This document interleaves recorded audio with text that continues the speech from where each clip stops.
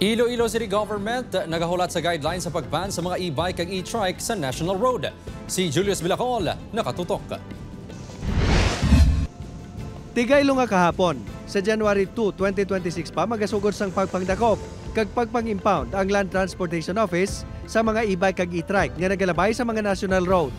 Sa paglibot sang news team sa pila ka bahin sa syudad, may mga e-bike sa gihapon nga nagapamasahero sa mga mayor nga dalanon. Sa kilid sang dalan JM sa city proper, nagaplastar ang mga e-bike nga nagaruta sa waterfront barangays.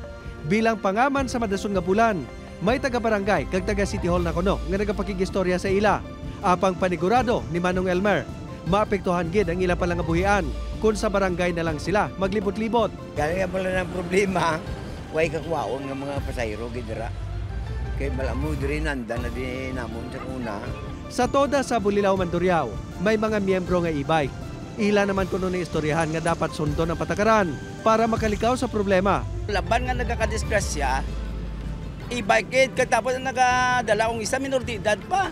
Ang Iloilo City Government nagadiho na sang light vehicle route plan para ma-regulate ang mga e-bike kag e-trike.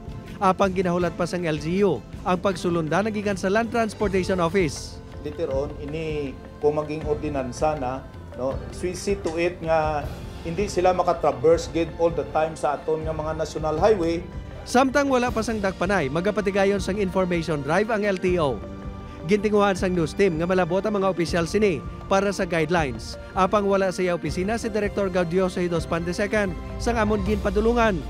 Wala man ini nagasabat sa amon tawag. Upod kay Cirilo Rendoque, Julius Bilacol. 1. Western Visayas.